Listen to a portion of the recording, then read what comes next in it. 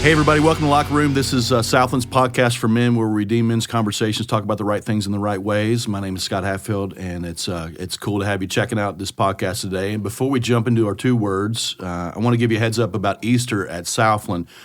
We've got 5 campuses, and these times are going to be for all services. Saturday, April 8th at 5 p.m., it's a Saturday. Sunday, April 9th, we've got 9:30, 11:15, and 1 p.m. We've got an additional service there for families. Also, we've got a baptism service that will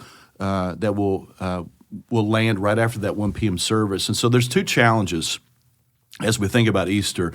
The first one is, who is in your life that needs an invitation from you?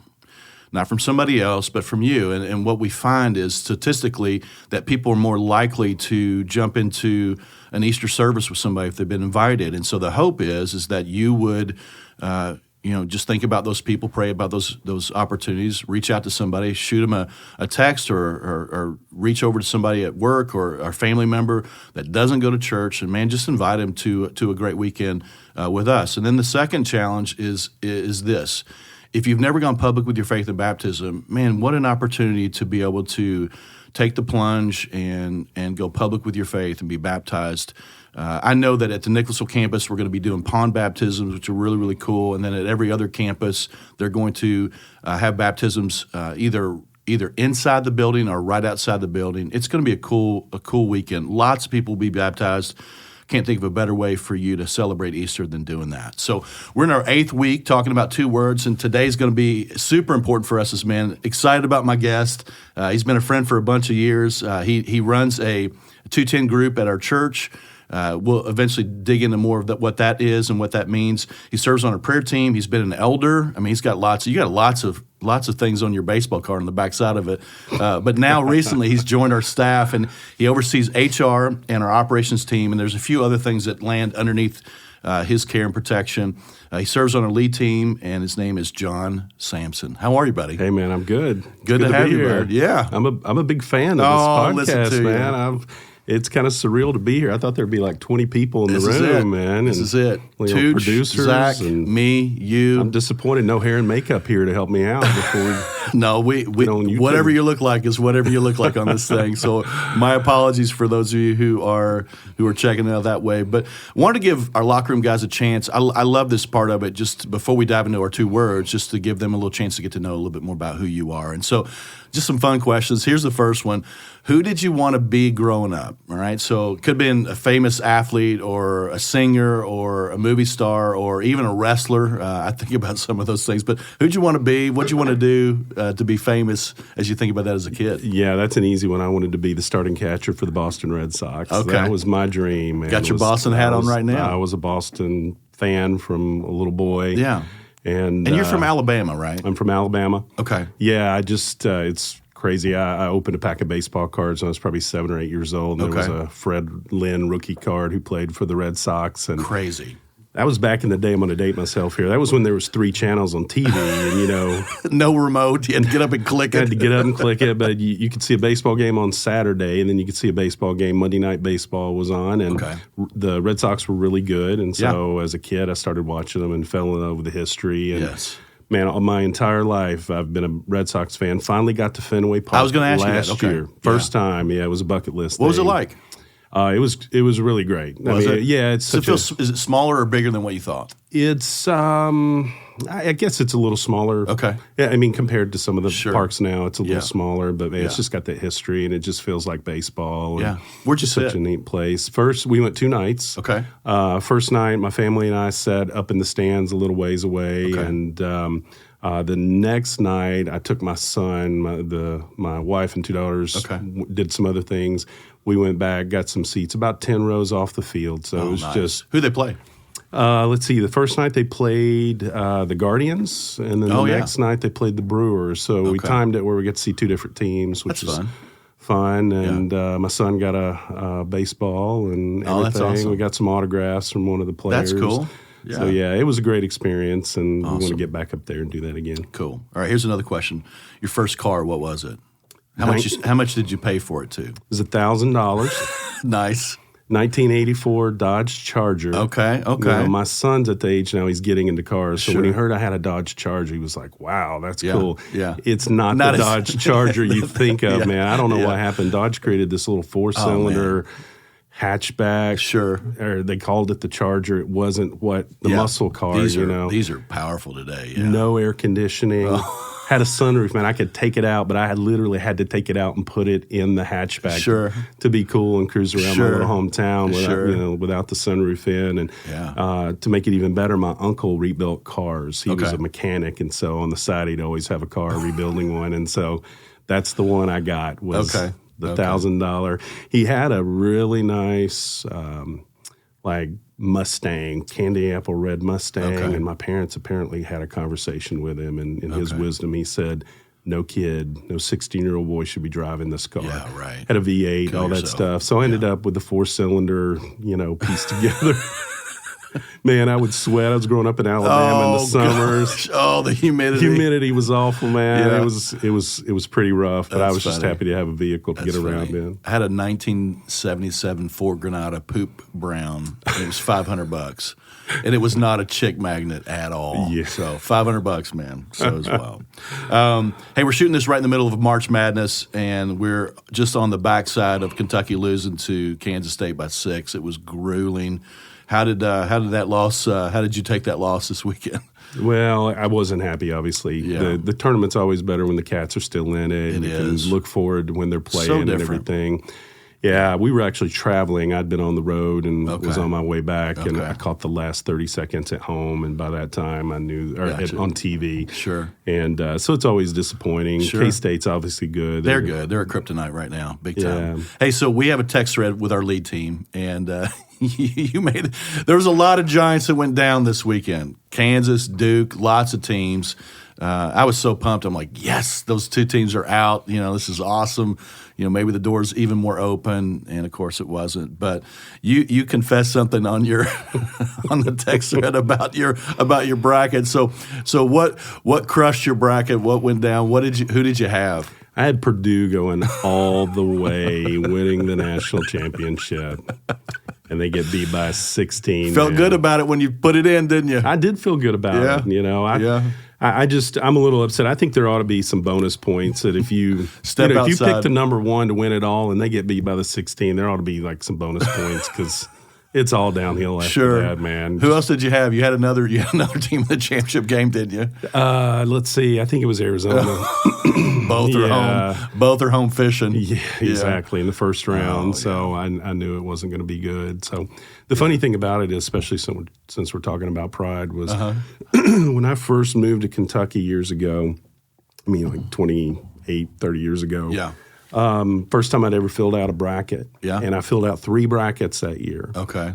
2 of my brackets, it depended on, I had both, on one bracket I had, of the 2 teams in the final game, I had one team on one bracket winning it, one team on another bracket winning it, and I was going to win whichever bracket based on which team won. Sure.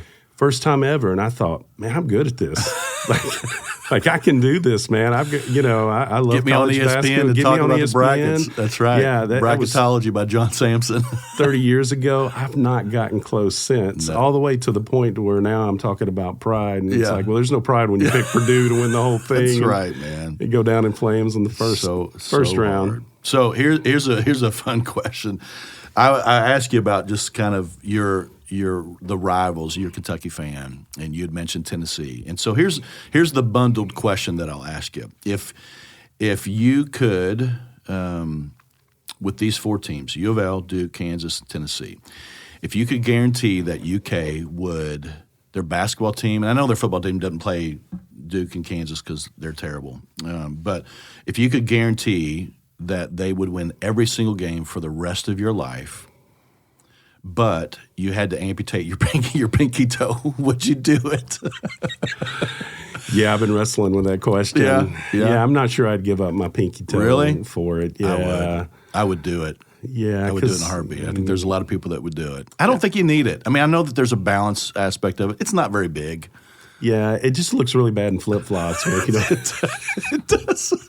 I grew up with a guy in high school who didn't have his pinky toe. So, is that right? Oh, I wonder what his favorite team is. Anyway, hey, what's something that most people don't know about you? Well, yeah, that's a good something one. Unique, something that sticks out. One weird thing about me, which ended up being a really cool thing. So when I left college, I went to graduate school for a period of time, and one of the classes I took was gross anatomy.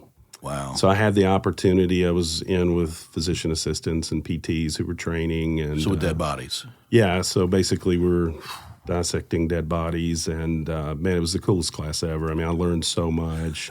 It's surreal, man. I held a human heart in my hand. Oh, gosh. And just a little bit about the people who donated their bodies. And Sure. it's really a special thing that Sure. someone would do that. And I can still remember it. It was so long ago, but just holding that, it was a lady's heart. Yeah. She probably had kids. She was probably a sister. Sure. Yeah, it just really gives you a neat perspective on just thinking about the sacrifice those individuals made and their families, and learned a lot in that class. Were you freaked out at first, though? I mean, when you walked, do you remember walking in that room for the first time? Are they covered? Or are they just laid out wide open? When you first walk in, they're all face down, and there's psychology behind that of just helping students who are going into medical professions just get started, and then there's a point to where you rotate the bodies over, and so here's the interesting thing. So as a kid, I had this fear of like dead people. Yeah, I just did. Like the worst thing that could ever happen to me is be locked in a room full of dead people, Funeral home. a dark, exactly. That would be the worst thing that could ever happen to me. So the crazy thing is, it happened, or almost happened. Yeah. So my lab partner and I were studying for a test one night in the gross lab at midnight. Oh gosh! And so we're walking out, and I'm behind her. Sure. And she reaches over and flips the light switch off. And all of a sudden, man, it's the craziest thing. Yeah. I wasn't thinking about it. It's just all of a sudden I got this chill over me, and it hit me. It's like, I'm in a dark room full of dead people. And it's like this childhood fear just came out of nowhere. Yeah. It's just the strangest thing. So I'm like pushing. I'm like, get out. Let's go. Come on. I'm not scared. You scared? I'm not scared. Hey, let's pivot towards some questions about you. They're a little bit more personal. So, talk about your relationship with God. Talk about how you became a Christian. What was that like? Yeah. So I was 11 years old, and I was a kid. Godly home? Grew up in Christian home? Yeah, godly home, Christian parents, had us in church, or had me in church. I was an only child, had me in church every Sunday, and anytime the doors were open. And so I grew up around the church. When I was 11 and I got saved, it was more out of a fear of going to hell. Hearing some fear of dead people, fear of hell. I get it. Yeah, all those things. I'm with you. Both. I want to be in heaven, man. That's right. So that was it when I was 11. And the cool thing about it is, I guess, as I got into high school, I got baptized. And for me, looking back, the cool thing for me is I just – no one had ever talked about having a relationship with God, but somehow I just knew. I mean, I would read my Bible, and sometimes it made sense, sometimes it didn't, but I just always knew God was with me and around me. Yeah, and so that's cool. I don't know where that came from other than just the Holy Spirit, being with me and giving me that sense. And then I went to college and was a sophomore in college. I was playing baseball, and this guy showed up, first practice of the year, to be our our manager, just to help with equipment and all that stuff. Didn't know the guy, and so he was involved in Campus Crusade for Christ, and so he approached me and a couple other guys and just said, "Hey, man, you guys interested in getting together and read the Bible?" And basically, what he was doing was discipling us. That's cool, and was teaching us how to read our Bible, how to study our Bible, prayer. Got us involved in a local church and ministry to actually serve. And, really help deepen.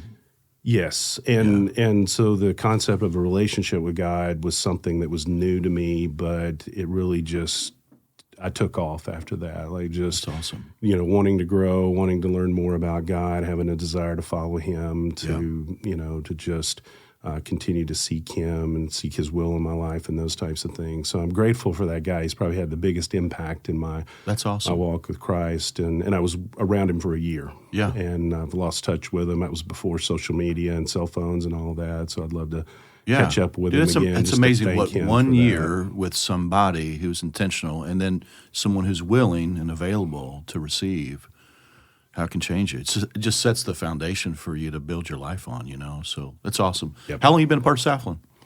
It's almost 30 years. Wow. Dude. Yeah, it's amazing. You left Alabama, came up here to go to graduate school? I actually came to Eastern Kentucky, finished my bachelor's degree down in Eastern Kentucky at Union College. Okay. Then came to Lexington for graduate school. Gotcha. And then started working. Yeah. And I'd come to Southland some, ended up at another church for a couple of years and came back to Southland and never left. So I've been here for cool.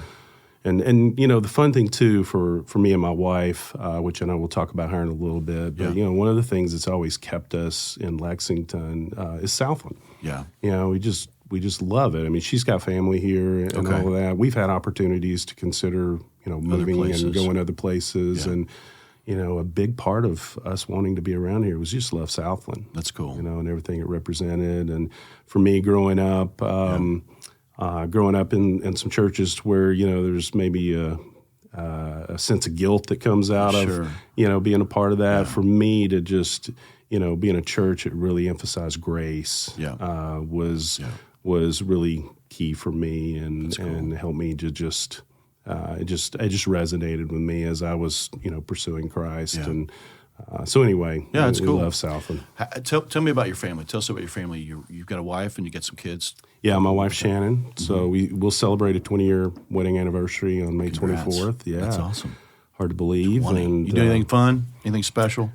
Maybe you can't say that. Yeah, I hate to reveal that. We're hoping to plan a trip, a nice trip, a bigger trip than we'd normally do. Just the going to Mammoth Cave or something cool like that. Just kidding. Well, now we can't because you've already you've given. Man, I'm sorry, I didn't mean to ruin that. You spoiled it. I got to hit the reset button on our trip. Gosh, that Groupon was a good deal, wasn't it? Anyway. We've been married, 20 years, and that's awesome. Blessed. Met her at Southland through Young Adults Ministry, and cool. Grateful for that. You never know, young adults. You never know. That's right, man. These groups, these meetings, these events. You never know. Tell us about your kids.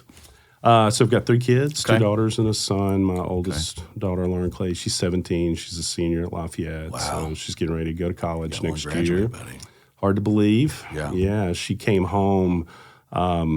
She was about a month early, and I've got a picture of her. I had her inside my baseball cap. She was 5 pounds 1 ounce. Wow. Now she's 17, going to be a freshman at UK next year. So she's an incredible young lady. Plays 6 or 7 different instruments. Wow. Very musically inclined. And then my son, Ty, he's 15. He's a freshman at Lafayette. Okay. He plays baseball, ultimate frisbee, all that stuff. He's an engineering nerd, which I love. Yeah, and that's we cool. have fun with. He bought a free 3D printer, and he's into that. Building stuff. Yeah, so he's fun. And then my daughter Sarah, she's 12. She's at Jesse Clark. Okay. She's the life of the family. She's the one always laughing, always talking. She's the one who's just, make sure there's never a dull moment. Yeah. Biggest problem I have with them is they're all really smart, and so it makes it harder to parent sometimes. Man, they call me out all the time on stuff. Absolutely. So, but it's fun, man. We have a fun house, and I'm grateful for that. Cool. And we like to laugh a lot. Your previous career, what was that? What'd you do? I was at UK, University of Kentucky, for 27 and a half years. The first half of my career, I was in human resources, did a lot of different things in human resources. Ended up in the medical center in HR, and then the second half of my career, I was a healthcare administrator. So I oversaw outpatient clinics for UK, some as far as Hazard and Hindman, Kentucky, down in Eastern Kentucky, and several on campus. So and retired there back in May of 2022. Yeah, wild. So, and you retired there because you ended up having conversations with our team about joining our staff. And so you were an elder at the time and all that. So talk about just what that looked like for you. What was that process like, and just stepping into before you even stepped into this role? What was that like? Yeah, well, so one of the things for anybody who was associated with healthcare, COVID was a really difficult time. It was hard on everybody, but if you worked in healthcare and in any capacity, it was very difficult. And so those were some, that year itself was really difficult. Yeah.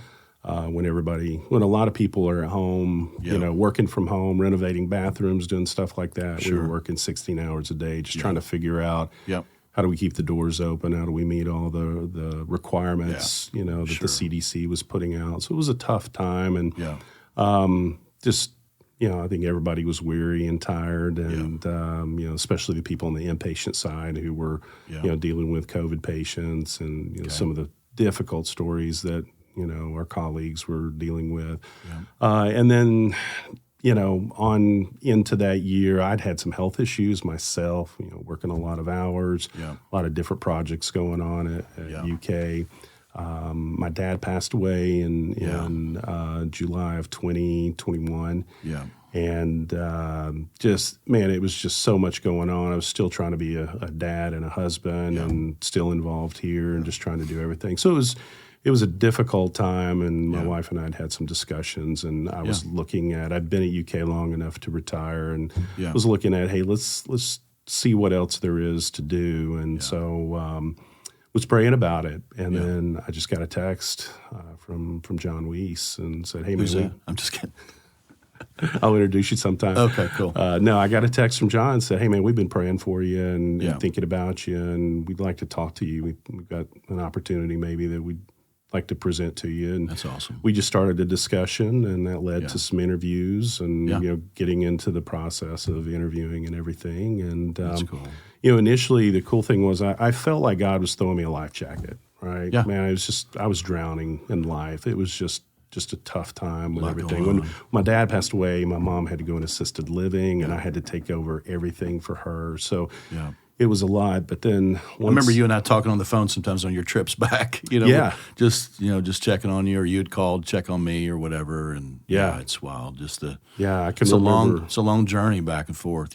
Again, being a fan of Locker Room, I can remember once. I think I told you the story. I almost wrecked on the interstate because it was raining cats and dogs. I was by myself, and I was listening to you and Nickel, and you were telling a story about. I remember what was it? It was the story when you took Sarah to meet your dad for the first time. And he was cooking without a shirt on, grilling. Sat down without a shirt on. Yeah, sat down, dripped some barbecue sauce on his chest, and just kind of licked it. I don't know how that woman even stayed in that room. Well, buddy, I almost just ran off the interstate laughing so hard. It's raining. I can't hardly see. I got tears in my eyes laughing so hard. So, that was one of those times. But, we had some conversations back then. And so, but anyway, once I got here, it's been really cool for me to just see where I've been and what's happened, both professionally and what I've learned over the years has translated here and given me an opportunity to just, that's cool. Hopefully bring some value to the team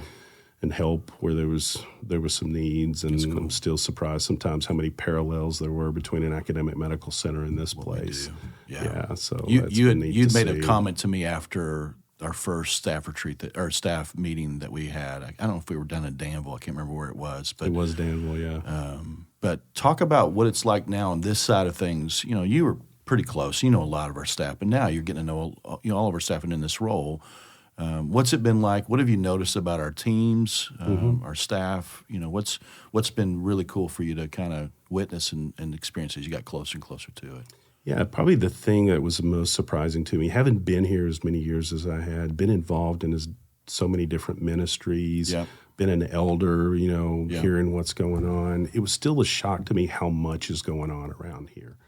When you stop think about it, you start to put pen to paper and write down every ministry that we've got going on, some of the stuff that we're doing, even in children's, where we're producing our own videos. Totally. We got teams now writing music. Yeah.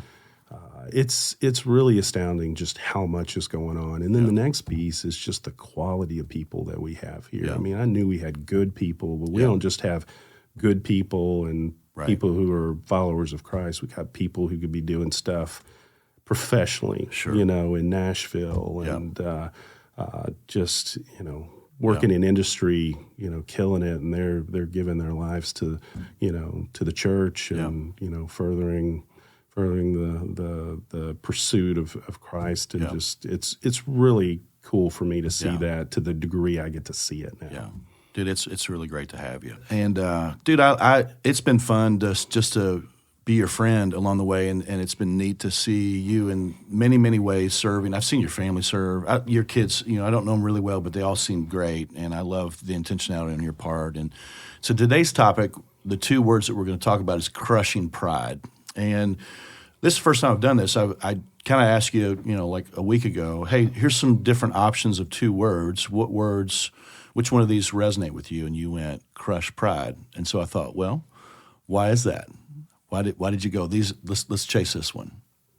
Yeah, I guess having been involved in ministry as long as I have, and been involved with guys and been around the church and everything, it's just one of those things that I see is just such a difficult thing for not only guys to deal with, myself included, but to even recognize it. Sure. That's one of the hard things about pride, and scary things about it is oftentimes you don't see it in yourself. You need other people to point it out to you. And so it's just been one of those things for me that I think that there have been several times where God has humbled me and allowed me, sort of equated to adjusting the mirror to let me see myself and see what it really looks like. Yeah.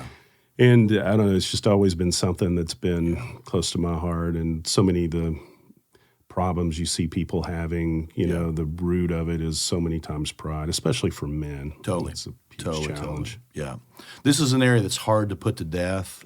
It's a daily battle for us. I don't know of a man that has said, you know what, I'm totally free from pride. I don't know any of them. And as I looked through the scriptures just in preparation for this, I thought about just so many different stories.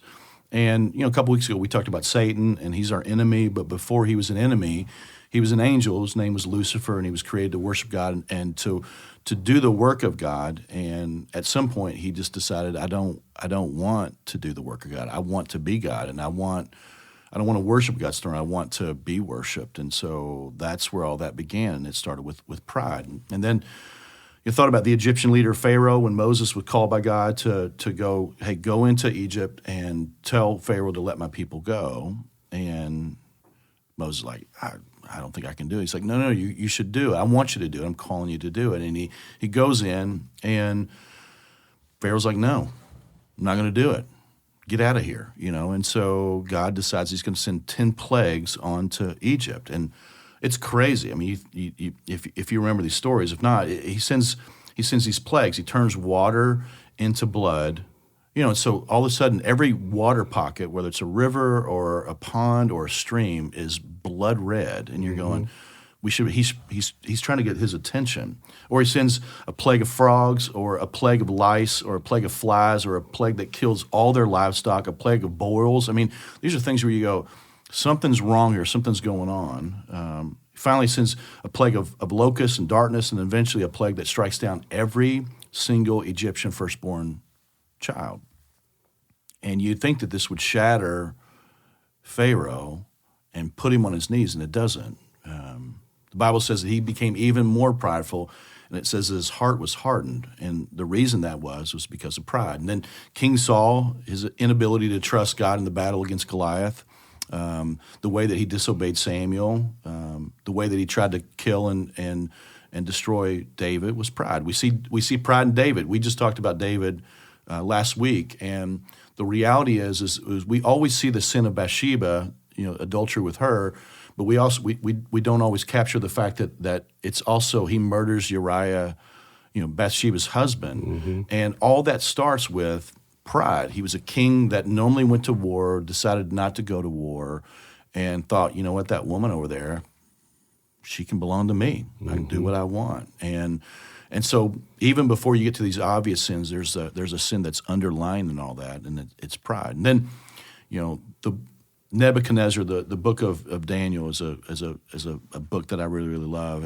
And this king is so caught up with himself that he builds a statue 90 feet high, 9 feet wide. And he basically says, hey, when you hear the music play, everybody in the city bows down to it. Everybody. I want you to worship me. Just big fan of himself. Samson, not you, but Samson had his share of pride. Solomon exhibited a number of times where there was pride in his own life. Jonah was prideful when God told him to go to Nineveh. He didn't want to go. He thought he was better than those people. Those people were undeserving of repentance and grace. And so God would tell him over and over again to go, and he refused. And eventually he ran from God. And all because of pride. And then you get to the New Testament, and there's a ton of other stories, but you see the rich young ruler who is interested in following Jesus but chooses not to because he will not lay down these things that he's now associated his identity with. Then you see the Pharisees over and over again. It's this constant, they're threatened and intimidated by Jesus. They miss the whole point of the Messiah that's coming and that they had actually known everything about. They miss it all because of pride. And then even in the disciples, these knuckleheads, these 12 guys that Jesus invites to follow him, they do great things. And then they do just the dumbest things. And in Luke 22, Jesus had given them bread and wine, and he talks about his death. He'd been talking about the fact that he's going to die, he's going to lay down his life. And he just shares that one among them are going to betray him. And then he tells them that, in the midst of all of that, they're going to be, he's going to be betrayed. They're going to deny him. But this argument arises in the midst of that conversation. It should be about, oh my gosh, Jesus is going to lay down his life. But they're all talking about who's going to get to sit next to Jesus when God comes back. And it's like talking about missing the point, Mm-hmm. And then, in the midst of this, Jesus tells the disciples that they're going to all deny him. And he even looks at Peter and says, hey, Satan has asked me to sift you. He's asked for permission to go after you. And he's like, listen, you're going to be tested. And Peter's like, listen, they can all deny you. They can all run, but I'm not going to run. I'll go to prison. I'll give my life for you. Even if everybody else falls away on account of you, I will not. And Jesus tells him that very night, you're going to deny me 3 times. And when you hear the rooster crow, you're going to capture this moment. And he does. Pride. Jesus, in the Passion Week, and we're getting closer and closer to Easter, where you see the pride of Herod and Pilate in so many places that are unwilling to really judge rightly. They're influenced by the crowd. They want the applause of men. And so there's a ton of passages, and there may be other ones, but is there any of those that you really resound with or resonate with or things that come to mind as you think about pride just in the Scriptures? Yeah, a couple of those. When we talk about King David, we're talking about a guy that was referenced as having he was a man after God's own heart. Yeah. Right? Yeah. That's scary. Yeah. Right? He knew God. I mean, he had seen God move in his life and yet still got to a point to where the situation with Bathsheba took place and he kills Uriah, who also was a friend of his. That's how deep he got into it. And part of the pride of just thinking he could do it on his own. One of the things from that story that has always struck me is, David wasn't out with his generals and with his armies. He stayed home, right? So there's no accountability, things like that. Yeah. When I see a story like that, it hits me to go, hey, I can't let my guard down, right? Doesn't matter if I work at a church. Doesn't matter how long I've been a Christian. Yeah. There's just principles that we know that we've got to have accountability. We've got to have people who will speak to us. We've got to have people who will call us out when they see the pride, because what happens is it turns into something that can be destructive. Very much so. We see it destroy marriages, destroy lives. And so, when you look at a situation like David, or you look at the disciples, at the Last Supper, and you see that these were guys walking with Jesus. Oh, man.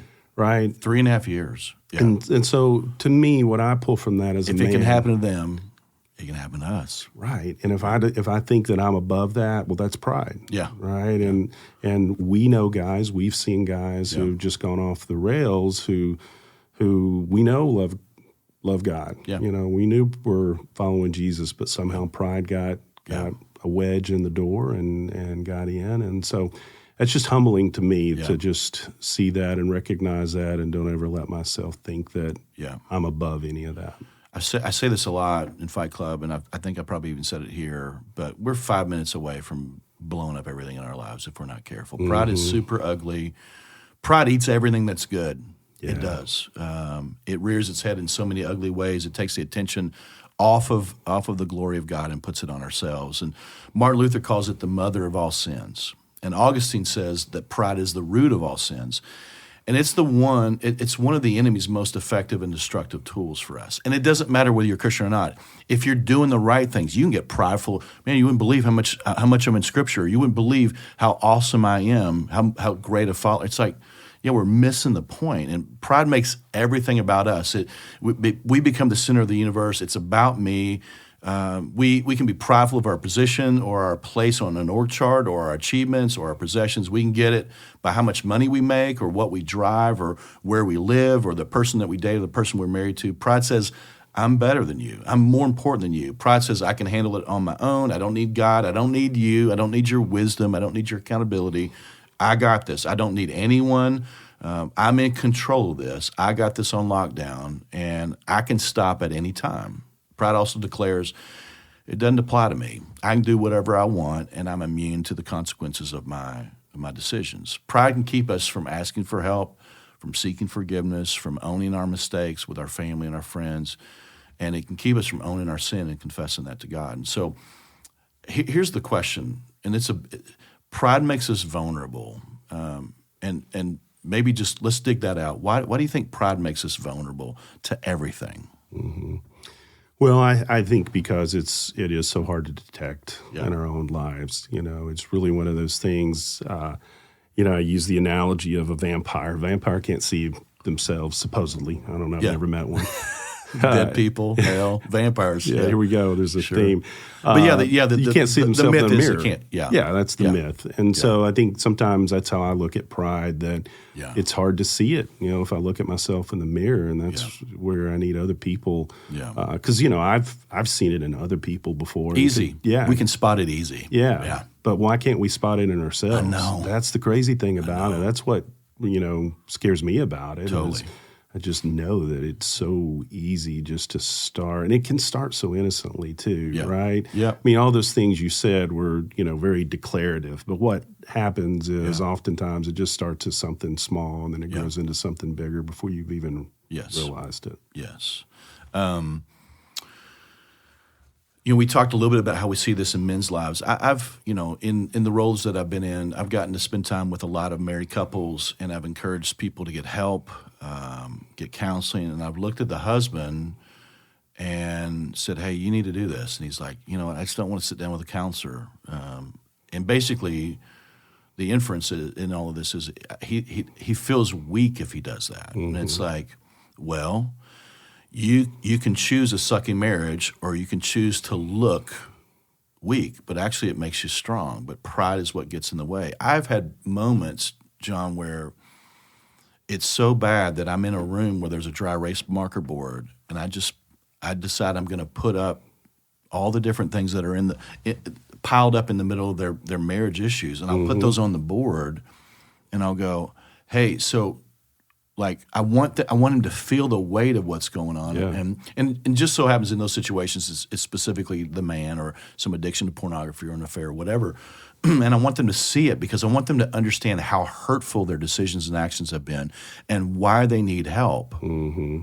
And guys just look at you and go, yeah, I know it sucks, it's hard, but I'm like, hey, here's hope, here's resources, here's what your next steps are, and they go, yeah, maybe. I met with people that struggle with alcohol, and I pleaded with them to get help. I remember a guy that was in Seattle. His wife she was just going, I don't know how to help him, and he ran an asphalt company, and I'm saying, dude, you need to get away, and there's a place that would take you right now. Mm-hmm. And he's like, it's going to be Halloween. My kids are my daughter's going to lose her first tooth. I'm like, dude. She's going to lose a whole bunch of teeth. And you know what she'd rather have? A dad that's sober, that's intentional, that's healing, than a dad that's there for her first tooth or that first Halloween. I met guys struggling with pornography, and I've asked men to share that with their wives, because I think they think it's like the worst of worst sins. And it's like, it's bad, but it's just a sin. And the reality is, if you'll share those things with a spirit of humility, then you know what your wife will do? She'll move towards you to help you. And guys struggle with that. I've begged guys to own their sin of adultery and go back to their wives and children to go fight for their marriages and their families, and they won't do it. And I've sat in so many vehicles with guys, or I've sat in offices, or I've been on the phone, and I'm like, listen, and they know the right thing to do.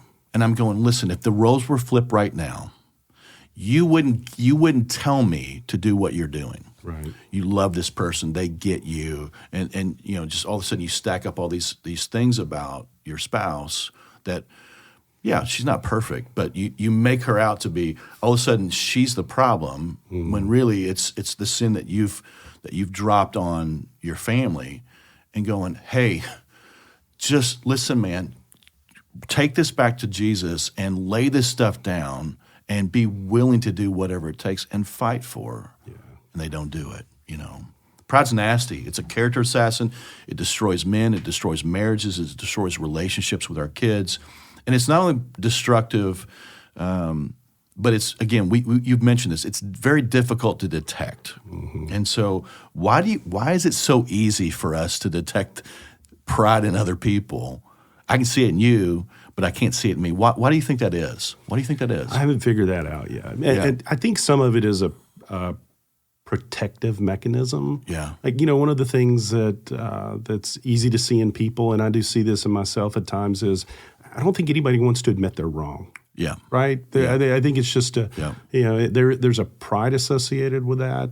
And, you know, men and women struggle with that at times. I've seen it in various settings. But I know there's been times that I've had to admit to my wife or my kids that I was wrong. I've had to apologize. And every time it's not something I want to do. Sure. Like it has to be an active thing that I want my kids, when I drop the ball, when I make a mistake, I want them to see me apologize, right? And I don't enjoy it. Yeah. There's nothing about it that I like or to my wife. Some of that, too, is just, you know, I got to admit that I failed. Yeah. And nobody wants to do that. No.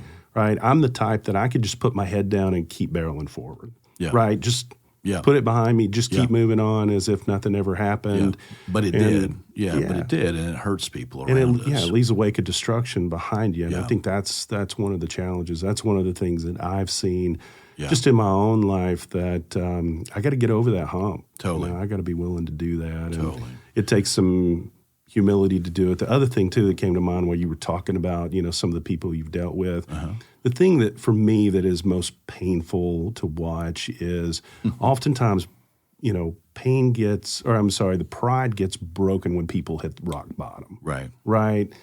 And, you know, we deal with that around here. We see that in people, and it's never fun. It's never good. No. But I think a lot of us have seen it enough. It's like, okay, now we're at a point where people will start listening. Yeah. People will start recognizing that, hey, I got to start doing some of this. I got to start paying attention, and I can't just do what I've always done and put my head down and just trudging forward. So many moments where I go, hey, this can be rock bottom. We don't have to keep digging. Yeah, that's a good point. Dude, 4 years ago we had this conversation, or 2 years ago, or 6 months ago, and there's been no movement, man. I want to help you, but I can't carry all this for you. And so if you're hungry, I'll help you. Yeah. If you're willing, I'll do whatever I can. I'll point you to somebody. I'll connect you. We'll get you whatever you need, whether that's a group or counseling or a resource, whatever that is. I'll help you. And you know, it's so hard because we think that we've got to hang on to it, and even in our brokenness, we're fearful of taking those steps for our own insecurity, or because we have to look at the devastation around us. And it's like, yeah, that's just the beginning, though, of what God would beautifully do in our lives to help us and restore all the things that have been on fire or a mess. You know, God's heart toward pride. It's real interesting. I was just looking, and there's a ton of things in Proverbs, but I just looked at this one passage. James, the half brother of Jesus, tells us in James 4:6. It says, "God opposes the proud." And I thought I'll just do a little bit of a study on just the word oppose. And the Greek word for oppose is translated a military term that brings the full force of an army against. That's what that means. And so it means that when we have pride or we rise up, God is going to rise up in a way for our good and for His glory to root out this stuff. He will oppose us. He will come toward us out of love. And And because he wants to root that out in our lives. And so even to finish that passage, James 4, 6, and 7, God opposes the proud but shows favor to the humble. And then it says in verse 7, submit yourselves then to God, resist the devil, and he will flee from you. It says that God shows favor to the humble. It's submit yourselves to God, which is another Greek word that is simply translated submit, which is a military term as well, that means to voluntarily put myself under, to rank under someone, to choose submission to the one that ranks higher. And so what James is saying is that put yourself under God's authority, submit to him. And it says when we submit to God, then we get the power of God, we get the presence of God, we get the strength of God, and we can then resist the enemy, and we can tell the enemy, you have no place here, you have no place in my life or with this addiction anymore, or in my family or in my marriage, not today. And you can tell him to leave, and he'll flee from you because of the authority that we have through our humility and our submission to God. He gives us favor, and then we can resist the enemy. And I love James 4:10. It says, humble yourselves before the Lord, and he will lift you up, which is really cool because I think we live in a world where social media is, we got to get these likes. We got people, we got to pay attention to our brand. And the reality is we don't have to self-promote. We don't have to worry about our brand. We don't have to gloat about the stuff that we're doing and our own accomplishments. The Bible says that if we will humble ourselves, it says that the Lord will lift us up. Mm-hmm. And it's like, wow, that's super cool. I remember talking to Pastor Roy, who's been a mentor of mine. He's a counselor out in Seattle, and we were talking about just what we do. And he was talking about at one point in the ministry that, he'd worked so hard and he'd seen all this, some of this fruit, but he hadn't seen all the fruit from how hard and how much sacrifice and how much he served. And his dad said, son, I love you, but listen, if God showed you all the fruit that you were doing, you'd eat it. And I thought, That's a pretty powerful statement. The reality is that we serve unto the King. We get to serve at the pleasure of the King, and we trust him for the rest. But pride's not just something that's in the world. It happens. It creeps its way into the church, and it can reside in our own hearts, obviously on a daily basis. It can reside in the hearts of volunteers or elders or staff members. And I saw this parable, and this is probably the anchor point for us to really think about pride. And Jesus gives us a story. He just tells a parable of two different types of men. And I wonder, as we hear this story, what we think about. And so I'll read it, and then let's talk about it. Okay. It says, Luke 18, 9 through 14, it says, Jesus told this story to some who had great confidence in their own righteousness and scorned everyone else. So they thought they were better than everybody. It says, two men went into the temple to pray, one a Pharisee, and the other was a despised tax collector. Verse 11, the Pharisee stood by himself and prayed this prayer. I thank you, God, that I'm not like other people, cheaters, sinners, adulterers. I'm certainly not like that tax collector. I fast twice a week. I give a tenth of my income. But the tax collector stood at a distance and dared not lift his eyes to heaven as he prayed. Instead, he beat his chest in sorrow, saying, oh, God, be merciful to me, for I'm a sinner. And I tell you, this is what Jesus says. I tell you that this sinner, not the Pharisee, returned home justified before God. For those who exalt themselves will be humbled, and those who humble themselves will be exalted. What do you notice about those two men? Just whether it's their words or their posture or their condition of their own hearts. What do you see in those two men? Well, I've been both of those men, so I think I can speak to both of them. And I don't know that I've ever stood up and proclaimed that, like this guy did, that I'm so much better than everybody, but I know I've thought it. Yeah, absolutely. And, I know in my own walk when, I was in high school and getting into college and stuff, I was a good kid, right? I didn't get into a lot of trouble compared to what some people did, right?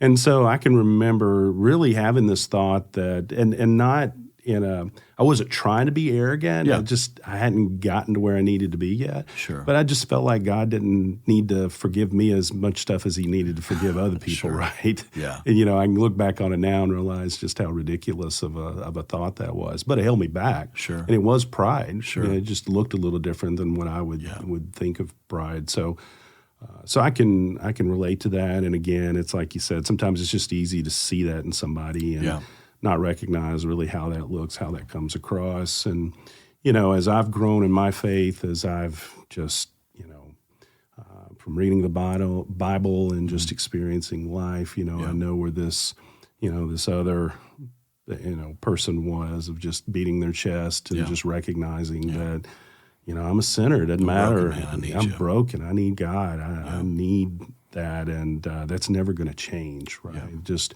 I think for me, that's the posture of just recognizing it doesn't matter where I am, what I do, what I accomplish. It doesn't matter. That's the posture that God wants, and I have at least a better understanding of why that is too. Sure. It's interesting. He says, God, thank you that I'm not like, and he basically points out. So the reality is what we think. He says, I'm not like these people, cheaters, sinners, adulterers. I'm certainly not like that tax collector. He's like, certainly not like that guy right there. But what happens is we vilify the sins of other people, and we mute or we deny. So we think the people that struggle with this, those are the varsity sins, and the ones I struggle with are JV. And it's like, no, they're all varsity. They all separate us. They all break things. They all are tools that the enemy uses. And it's interesting. The second guy doesn't say much. He just can't. He doesn't even lift his eyes. He's just broken. And I think sometimes when we think back to how lost we were, and how much we've been rescued, and how much Jesus' death on the cross changes us. It'll humble us. I think about how many times I go back to God and going, gosh, I'm so sorry, And sometimes it's instantly, and sometimes it takes a minute, based on whatever it is, my shame or my insecurity or my own pride that can get in the way of that. But when I do that, I'm reminded of how good and faithful and forgiving He is, and so, and I love this last part. It says, for those who humble themselves, or for those who exalt themselves, will be humbled. And then it says, and those who humble themselves will be exalted. It's interesting. Basically, we will choose humility, or God says, yeah, I'm gonna crush. I love you too much. I'm gonna crush that out of you. Yeah. And it may be a long series of suffering where we don't even realize it, where we're just running and it's all about us, and then eventually our health goes out, our emotional well-being goes out, or our relationships go out, and then we realize, oh man, or whatever that is.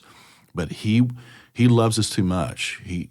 We are not the hero in the story, and the minute we can figure that out, the better we are. And so, well, I love the fact that you use the term "choose humility."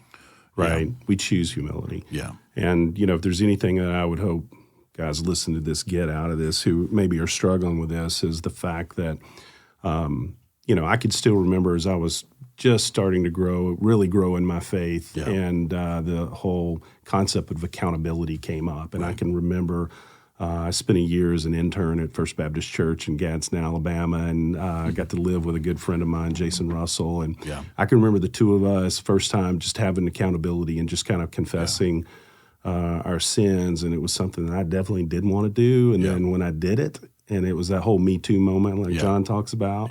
And, it's amazing what happens within you when you just let it out, right? And man, for those guys who are struggling with that, who are sitting there maybe listening to this thinking, man, I need to handle things better. I need to do things different in my marriage. Man, it's incredible what kind of freedom comes from that I've experienced. I know you've experienced as well. And, go back to David. We were talking about David in Psalm 51 when, man, he is pouring his heart out to God because he knows he has really made a huge mistake. And he is just pouring his heart out to God, and you see that, man. That's a verse I go back to, or that's a passage I go back to because, you see that heart that, man, just to humble himself the way he did and just to lay it all out there. If this is the first one you've listened to in Locker Room, we've gotten to do a couple of these that have kind of in a tangent or around some of these topics. One of them is be accountable, talk about accountability, which you just mentioned. And then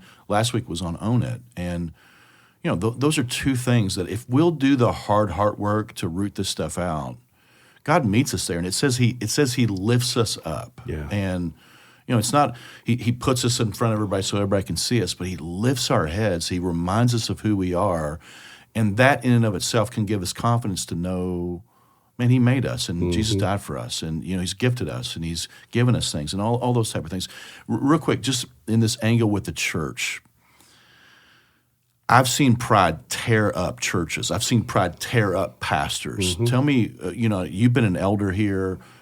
You've been around this church for a long time. And I know you can't get real specific, but are there some ways that you've seen pride just gnaw at the fabric of who we are at times here? Yeah.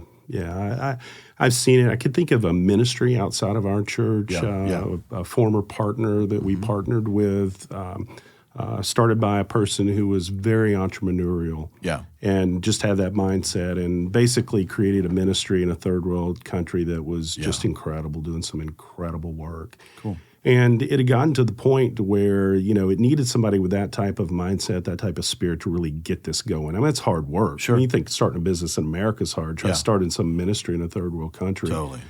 And there was a point where, what should have happened was this person needed to step aside and let some other people with different talents and skills step in. But, and I can relate to this. I can't imagine giving your life, investing years into something like that. This is your baby. You started it. Yeah. And then, just listening to your board and listening to wise people saying, hey, it's time to make that transition, and let's bring let God bring somebody in who's got the different skill set now to take it to another level. Right.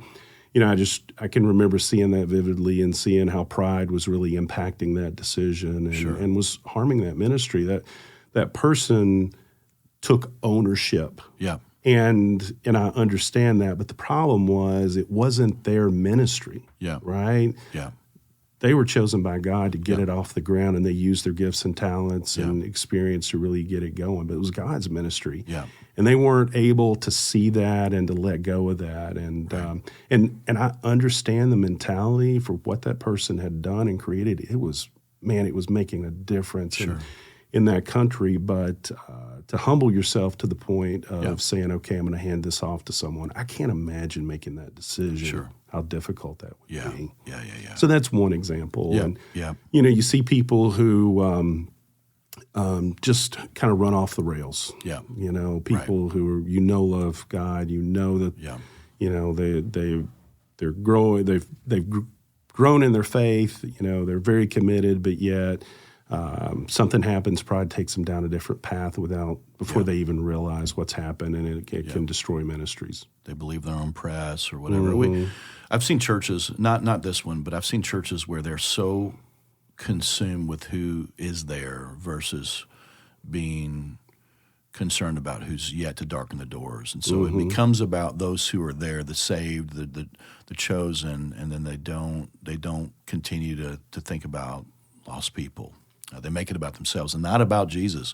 Right. Because the closer we get to him, we realize is that he only goes to those places. He loves lost people, and in some ways the floor's got to be bent or at least slanted toward lost people. And so churches that forget that, they become self-absorbed. Churches that stop serving the community. Vandy was in here, and we were talking about worship, and he was interesting. He said, as much as we think worship's about this or this or this, it's interesting just how much emphasis Jesus puts on serving. And just as you talked about earlier about our church, there's so many things that our church does, the ways that we're serving our community. And again, I'm not saying that to brag. I'm just saying that because we have to be reminded that it's not about us, and God has entrusted us with something. And so we need to be the best stewards, and we need to love our community as well. It's not about how many come here. It's about how many can we serve? How many people can we love? How many people can we share the gospel with and help them at least know that, that this is what God did for you, and you deserve a right to decide for yourself. Sometimes I think churches get locked into preference. They like a certain thing. It's about their style of worship, or about their style of ministry, or about what changed them back in the day. But God's always doing new stuff, and if we lock in to that, then we can lose everything, And so I think about and this has been a minute, but back in the day when worship styles were changing, or pews versus chairs, or Sunday school versus groups, or paint color, or all these different things that people get wrapped up in, and it's like, man, people are going to hell, and we're talking about whether or not we're gonna read music from a book, or we're gonna put it on a screen, Well, we talk about the triangle a lot here, and as a model for what our lives should look like. And for me, when I think about pride, I think about on mission. I think about a time when God really got my attention when it came to pride. And I was 25. I went on my first mission trip to Tijuana, Mexico, and the Mexican government would give people land. If they could build a permanent residence on it within 3 years, they became landowners, and it changed their lives. And so there was a ministry out of San Diego called Amor Ministries, and they were like Habitat for Humanity, but they would take groups into Mexico to actually build houses. And so, man, I'm 25. I had six-pack abs back then. I was strong. I was out there doing some. Where did that guy work. go? I remember those too. Yeah, I don't know where those went, but I was just gung ho, ready to go in. Let's build these houses, and my intentions were good, but in hindsight, really, what I recognized that I just thought more highly of myself. I felt like God was using me to go in and save those people and take care of those people, and really. What I learned from that was what God was saying was, hey, man, I don't need you to do that. I got them. I'm taking care of them. I own the cattle on 1,000 hills, right? I'm good.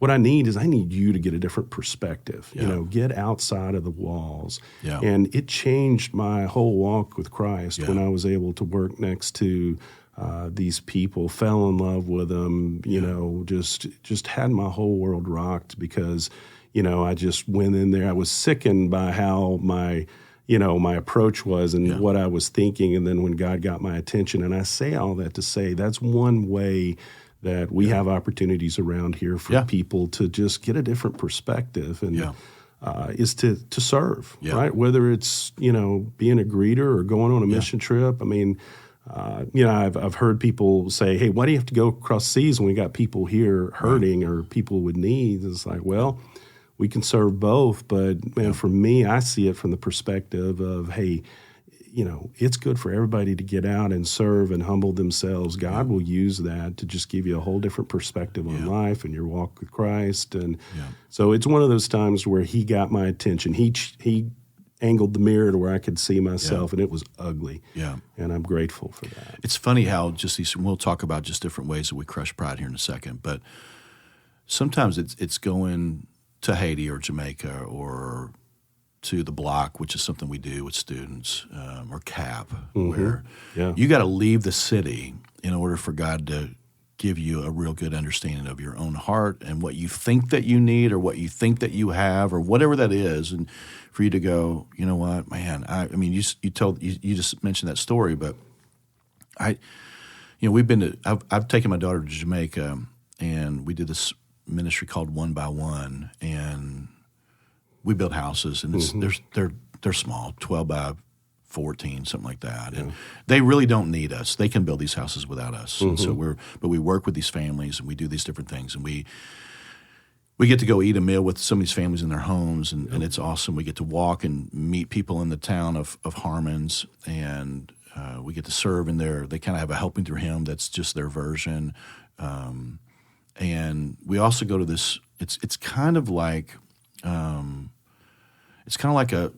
nursing home, but it's really just for anybody that's just been forgotten. And some are older, some have special needs, and it's overwhelming. And we're there for a couple hours, and it's overwhelming. And I mean, some people they really struggle, but there's so many stories. There's a woman that her body's twisted.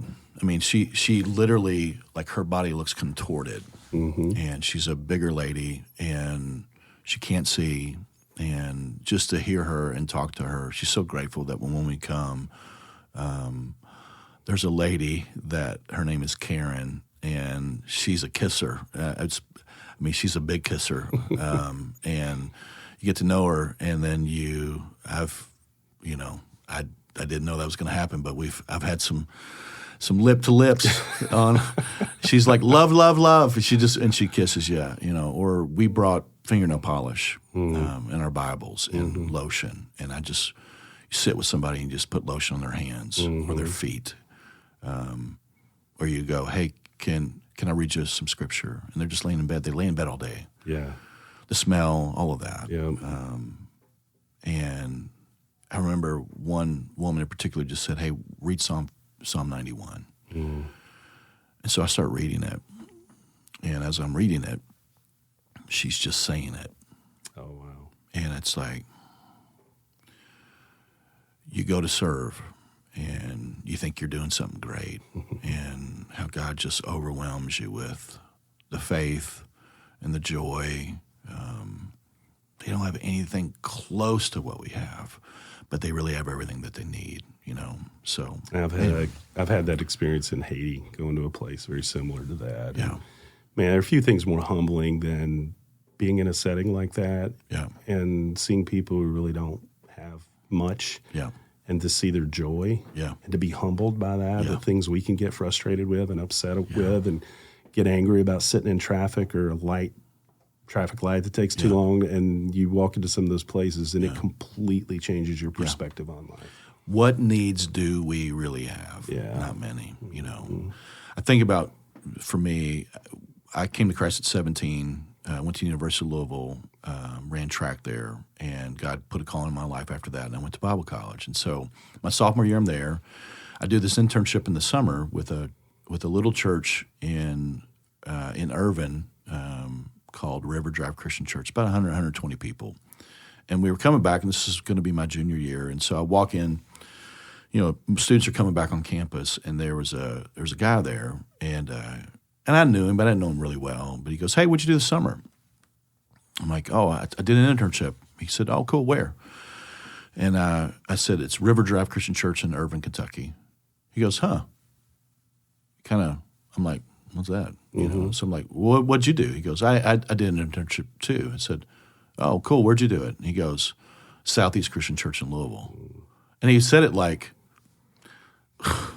look how awesome I am. I mean, he did Southeast Christian Church. It's like Bob Russell wouldn't have, he started this church. He would never have acted that way. And that was the first moment for me where I realized that when you get in ministry, if you're not careful, your ministry can become your identity. And not just for people who work in the church, but regardless, you've climbed a corporate ladder, or you're somewhere upwards, or you've started a company, and all of a sudden it becomes your identity becomes what you do in your work. And so if we're not careful, where you work or the role that you have or your place on the org chart, your identity though is not based on the church that you work for or the place where you work or the role that you have or the ministry success or company success or ministry struggle that you experience. It's not based on what other people think about you. Whether you grow something or you build something, it's based on who Jesus says that you are and what he's done for you. And I've known far too many people in ministry, far too many to count, that went into ministry as a servant and ended up in a place where they were celebrities. Yeah. They went in going, how can I serve? And they eventually moved to a place where it was almost like God needed them. And he doesn't. He doesn't. So the antidote for this is he wants us, though. He does, right? He wants us. He invites us. That's the thing about that. He wants to partner with us. Exactly. Doesn't need us. Doesn't but need he us. wants He can take care of it, but he loves us. Yeah. And he knows it will benefit from it. Yes. As well, and we'll grow from it. So we're beginning to kind of bring the plane down, but let's talk about how to crush pride and really pursue humility. And so got a couple things. Maybe this is helpful. You may want to jot these down if you're listening. But the first one is we remind ourselves that God made us in his image and that he loves us unconditionally.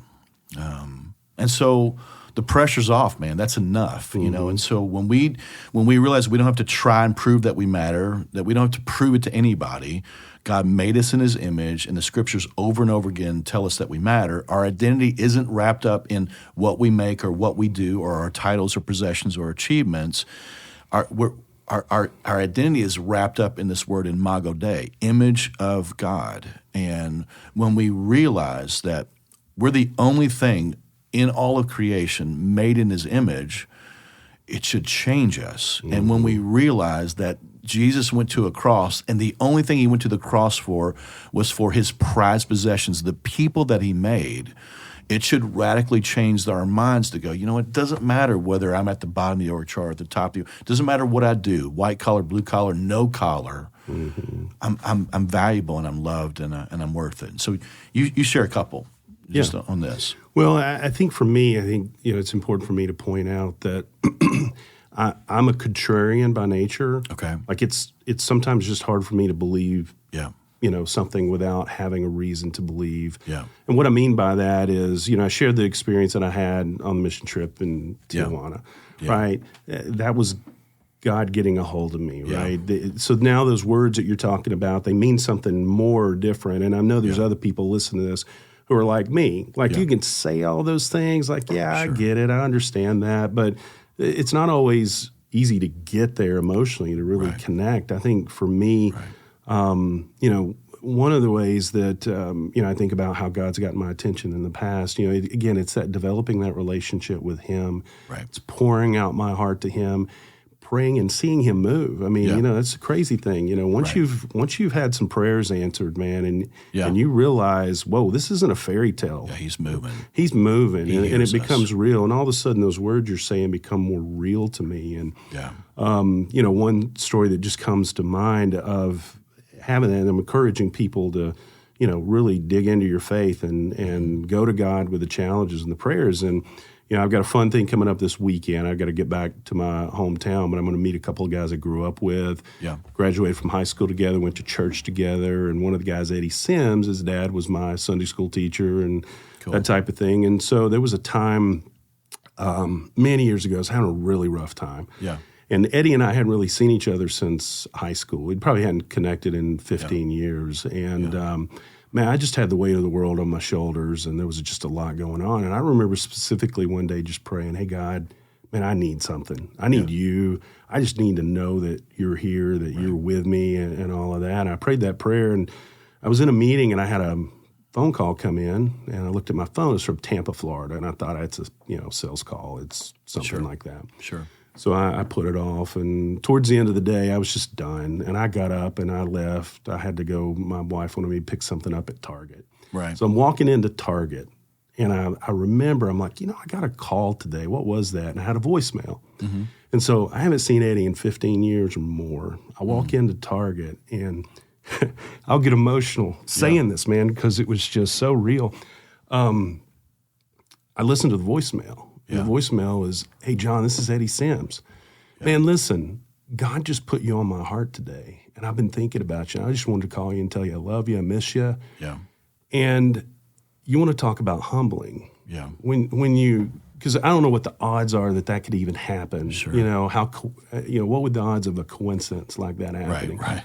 Me praying that prayer, Eddie calling me, hadn't seen him, hadn't talked to him in 15 years, and that happens. And so that's humbling when you realize that the God of the universe really does listen. Like He's there, He loves you. I'm going to give you what you need. I'm gonna go prompt a dude in Tampa to call you to let you know that you're loved. Yeah, exactly. That you matter. And then the other thing that's humbling like that, if you really want to be humble, go stand in the middle of Target and cry. Yeah. Because, man, I had tears just pouring down my face right there in Target, and I'm sure people are looking at me going, what's wrong with that guy? Yeah, what's going on with him, man? Sure. But, again, it's one of those things where you dig into that relationship with God, man. We're not just, you can go through the motions, but when you really get serious, when you're doing what He's telling you to do, my kids are going to laugh at this because one of the verses I always go back to is John 10:10. Okay. Thief comes to steal, kill, and destroy. Yeah. Jesus came to give us abundant life, right? And when we're talking about these things that we can do as men to crush pride, Jesus gave us His word. He gave us all those stories you went through. Yeah. It's an opportunity for us to see that here's what will happen. Here's what can happen. Here's wisdom. Here's wisdom. From somebody else's carnage. Yeah, that we can learn from. And there's an enemy seeking to devour us, to take us down. Yeah. But when we do the things that Jesus has laid out for us to do, whether you're contrarian or not, when you step across that threshold and you do those things, all of a sudden you start to understand what abundant life is, what He intended for us. That all those things you listed, man, they just become so real when you really get serious about your faith and you take the mission trip and you serve and you do all of those things and you see God moving. So for me, that's kind of, I got to feel it. Yeah. I got to taste it. I got to touch it. And God's been faithful to do that for me because he knew what I need. He knew my heart. Yeah. And sometimes he's crushed me, right? Yeah. Or he's the way I've looked at it is I've never felt like God has intentionally just dropped the hammer on me. I feel like he just lets me go and says, hey, go ahead. Yeah. I'll be here. Yeah. But I know where you're going, and I know what you need to experience. Yeah. And then I'm going to be here for you. And so Yeah. I'm blessed by that. Second area is we follow our leader, Jesus. And it's interesting that he would humble himself. Philippians 2 is a big passage. It says, he who, being in very nature God, did not consider equality with God something to be used for his own advantage. Rather, he made himself nothing, taking the very nature of a servant, being made in human likeness, and being found in appearance as a man. He humbled himself by becoming obedient to death, even death on a cross. That the creator of all things, who spoke everything that we see into existence, ex nihilo, out of nothing he spoke everything, would put on flesh and would come into the world as a baby, grow up as a man, and then lay down as a perfect life for the sins. Going, you know what? We should follow our leader. We should trust him as our leader. I think that's super important. And then another thing is, if you want to crush pride, we allow those that love us the most, who see the things in us, that when they spot those things, to call us out. That helps us to strive to live in humility. And so, that includes friends, includes our spouses, our kids. You want to park there for a minute, just talk about that? I mean, just how important that is to allow the people that we love, giving them permission to call those things out in us. I mean, that's super important. I mean, I don't know about Shannon, but I know what Sarah Hatfield does. Mm-hmm. And she's a huge fan of me. Mm-hmm. She loves me. She's so proud of me. Yeah. But she's also not afraid of me. Mm-hmm. And whatever it is, whether it's pride or whatever, she knows, and really outside of the Holy Spirit, she's probably the most important person in my life that has really shaped me and called me out to be the man and leader and husband and dad that I'm supposed to be. I mean, how's that been for you with wife and kids and those around you? Is that true of you too? Yeah, I think that, what's always really clear is the people who are closest to you, the people who live with you under the same roof, they know you. Right? Yeah, the best about you. They know the best. They know the worst. Yeah. I mean, they know you better than anybody else. You can't really put up a facade when you're with someone, within your own house. And so, for me, I recognize that, and that's where there've been times, like I said, I've got to apologize for dropping the ball or for getting angry about something I shouldn't have got angry about, or maybe I just went too far when I got angry. That type of thing. And so. I want my kids to see humility. Yeah. I also want them to see that being a Christ follower isn't being perfect. No, right? No. If you put that pedestal up and they just assume that you don't even leak any of that to them, then they're going to go, it's impossible. And Gary Black said a couple weeks ago that the Christian life is an impossible life. Yeah, only one guy did it. Yeah, and so that's super important. The next thing we talked about is just, if you want to crush pride, serve others. And we've been talking about that a little bit. And it's interesting. There's a couple terms, and again, we're getting close to wrapping her up, but diakonos and doulos, which are words that mean slave, bondservant. And these are true concepts of discipleship. Diakonos is a call to a life of serving others over self. And doulos is a call to become a servant or a slave to the Master Jesus. He's the hero in this story, and we will have to, from this day, from the minute we shut this podcast off until the last, we're going to have to constantly remind ourselves of who God is and who we are, and that we need him. And I love this story of John the Baptist, who was a prophet who came before Jesus. He's in the very beginning of the Gospels, but he's telling the people he's preparing the way for Jesus. And what's interesting is that he's an odd dude, but crowds have come. And he must be an unbelievable communicator, and he speaks with authority. And what happens is they get confused about who he is, And so he says here in John 3:28, he says, "You yourselves know how plainly I told you, I am not the Messiah. I am only here to prepare the way for him." You know, he's going, no, it's not me. It's not me. I'm not the Messiah. And then he says in John 3:30, he must become greater and greater, and I must become less and less. And the reality is when we do anything to any level of success, one of two things happens. Either we put ourselves on a pedestal or other people put us on a pedestal. And John reminds himself and them, I'm not the Messiah. I'm only here to prepare the way. That's all we do. We're here. We are little John the Baptist a little bit. We're just here to open the door for Jesus. And he's got to become greater in our lives and in our message and in our actions, and we should become less. That's super important for us. And then this last one, humility is our protection and our shield.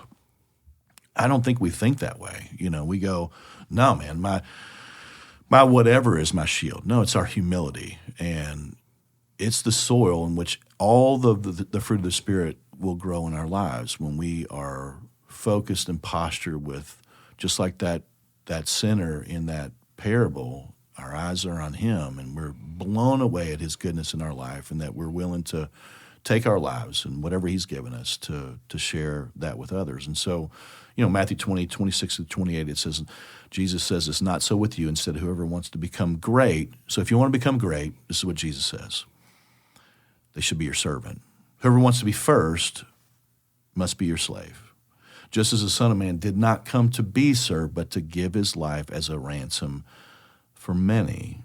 Jesus refers to himself as the Son of Man or the servant of man, and he came to serve and to give his life. And so the translation for us is that's what we should do. We should be here to serve others. Our King Jesus, the people in our lives, the people in our communities, the people that we work with, our neighbors, the people that we run into, so that they might know how much they're loved and what God did for them.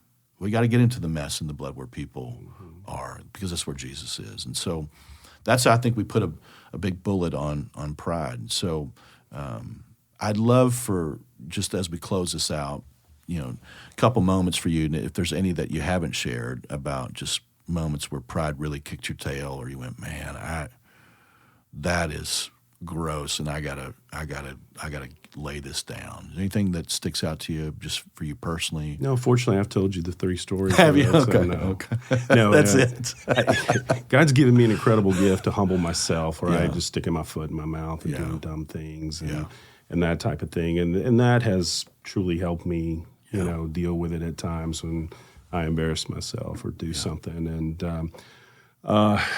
you know, I think I shared with you a story. There was a time my brother-in-law, who I love, man, he's you know, he's just like a brother to me. Yeah. I think the world of him, and he's a guy who's been very successful in life. Yeah. And, you know, I come from a family to where there's just people who've been very successful in what they do. And so, my father-in-law, my brother-in-law, they're incredible storytellers. Like, they can tell stories and just captivate you, and they've done some cool things. And one time I remember my brother-in-law and I doing that, and, you know, he'd tell a story, then I'd tell a story, and, you know, it was almost like I was trying to one-up him. Compete, And he jokingly, the way good friends would do, you banter and you kind of, you know, you just try to. He gave it to you? Yeah, he gave it to me. He said, man, I'm going to start calling you Cool Whip.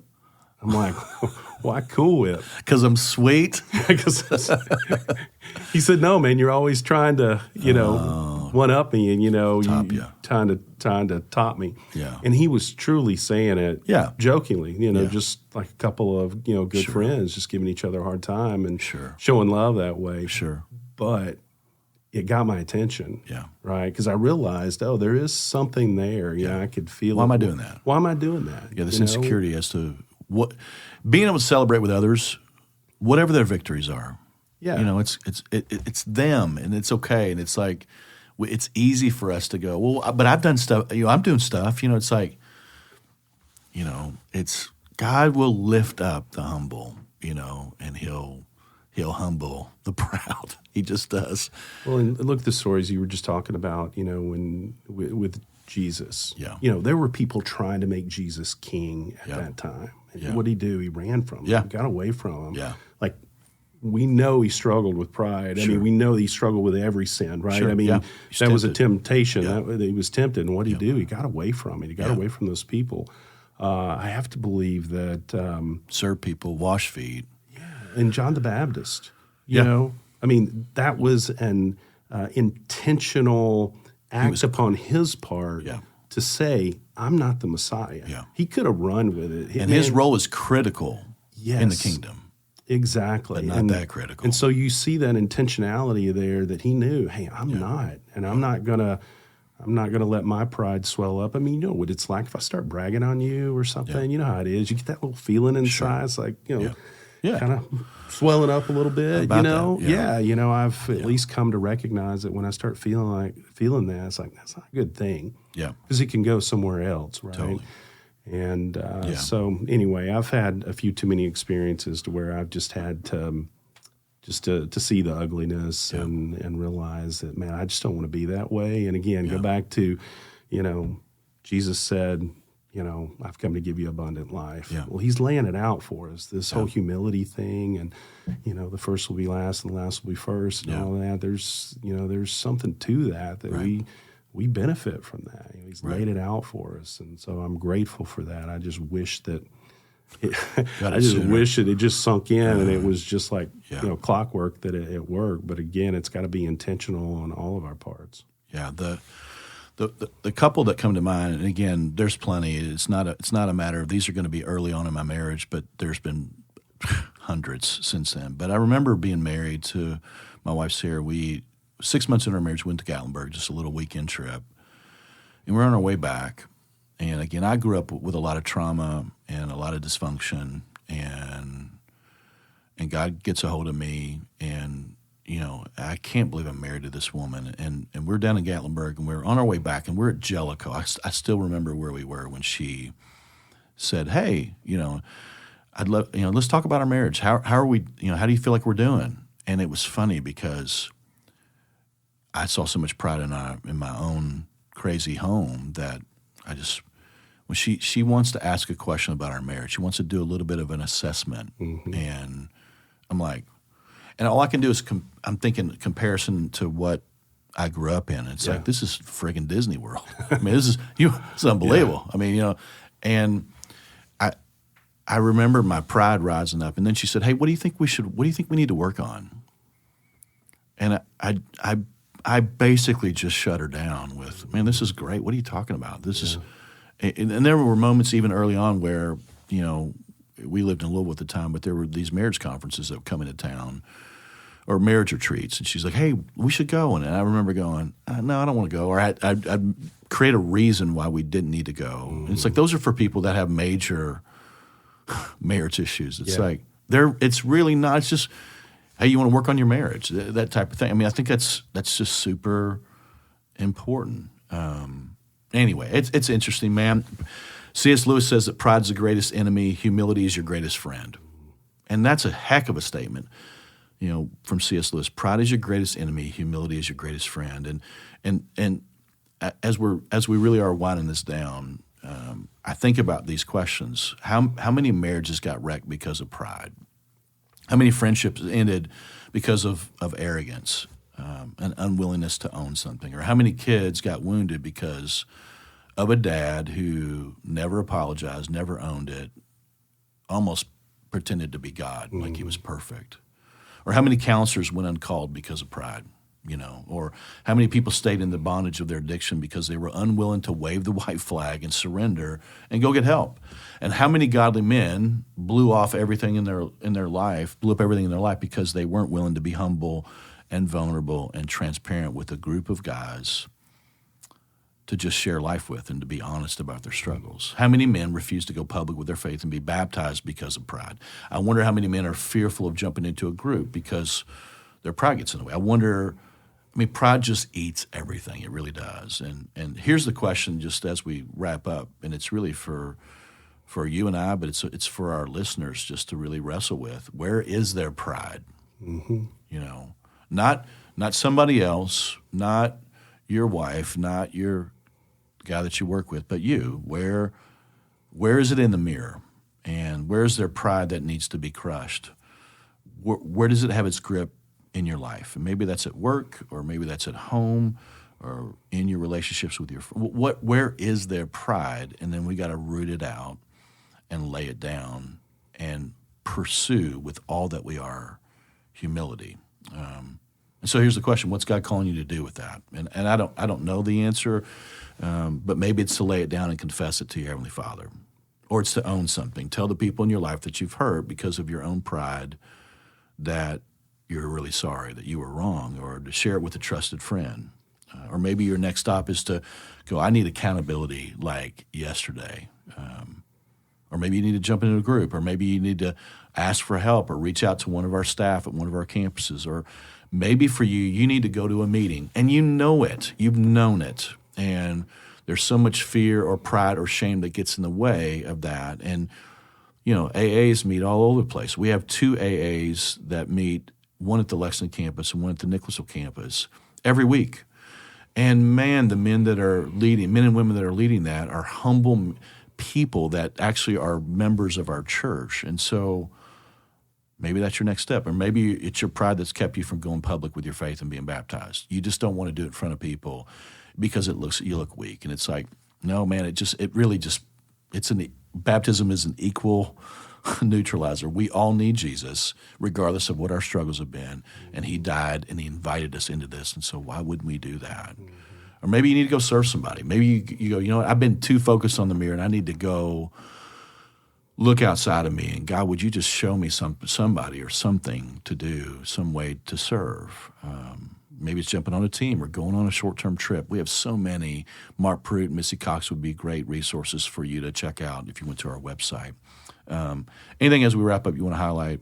Well, just to add to the list that you went through, you think of David, in the Psalm saying, search my heart, O God. Yeah. Right, just go to God and say, hey, Lord, search my heart. Show me any deceitful ways in me. And he will. He'll reveal it in some way. So that's one that I always go back to, and we'll pray that prayer because I just recognize Show me my heart. Show me my heart. Because just like we've talked about, it's so hard to see it. Yeah. So we'll just ask God to reveal it. And I think that's a key one for anybody. That's a great first step, as people are trying to figure out, well, what am I going to do? Am I going to take a trip? I'm going to do, how am I going to serve? Yeah. Start with that prayer. Yeah. And then figure out those other things too. And God will reveal it, man. He will do it. Prideful men are everywhere. Humble men are hard to find. And what's cool, God can do anything in and through a humble man, and he can't do anything in and through a prideful man. And so that's why we got to fight for it. John, dude, thanks for being here. Thanks for just your stories today and your transparency. And I love getting to be your friend. I love getting to serve with you. So thanks for being a part of this today, man. Big time. Man, this is fun for me. So thank you. I appreciate it. Very good. 2 words, crush pride. If we can help you in any way, or you'd like to share how this podcast is encouraging you, feel free to shoot us an email at lockerroom@southland.church. Lockerroom, LOCKERROOM at southland.church, just in case you spell like me. This podcast has helped you. Man, share it with a friend. Share it with somebody in your life, and see if that might be something that encourages them. We'll be back next week to capture 2 more words. Not sure what they're going to be, but I'm excited about figuring it out. So thanks for being here, man, and we'll see you next time on Locker Room.